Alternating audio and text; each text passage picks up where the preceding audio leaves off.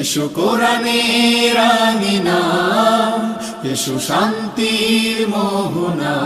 ইন্নাল হামদুলিল্লাহ ওয়াসসালাতু ওয়াসসালামু আলা খাতামিল আম্বিয়া ওয়াল মুরসালিন নবিয়িনা মুহাম্মাদিন ওয়া আলিহি ওয়া আসহাবিহি আজমাইন, আম্মা বা'দ। সম্মানিত উপস্থিতি, আমি এখন আপনাদের সামনে শিরক সম্পর্কে আলোচনা করব ইনশাআল্লাহ। আল্লাহ সুবহানাহু ওয়া তাআলা আমাকে বলার এবং আপনাদেরকে মনোযোগ দিয়ে শোনার তৌফিক দান করুক, আল্লাহুম্মা আমিন। শিরক এর সংজ্ঞা ও প্রকারভেদ। শিরক এর সংজ্ঞা: আবিধানিক অর্থ শরীক ও সমকক্ষ করা। শরীয়ে পারিভাষিক অর্থ আল্লাহর বৈশিষ্ট্য গায়রুল্লাহকে আল্লাহর সমান করা। শিরকের প্রকারভেদ: এক, শিরকে আকবার, সবচেয়ে বড় শিরক।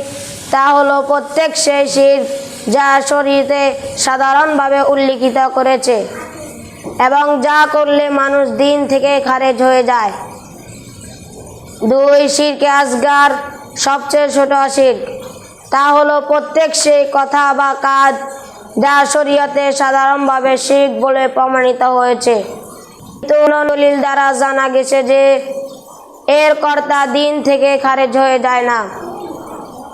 শিরকে আকবার ও শিরকে আসগারের মাঝে পার্থক্য: শিরকে আকবার দিন থেকে খারেজ হয়ে যায়, শিরকে আসগার দিন থেকে খারেজ হয়ে যায় না।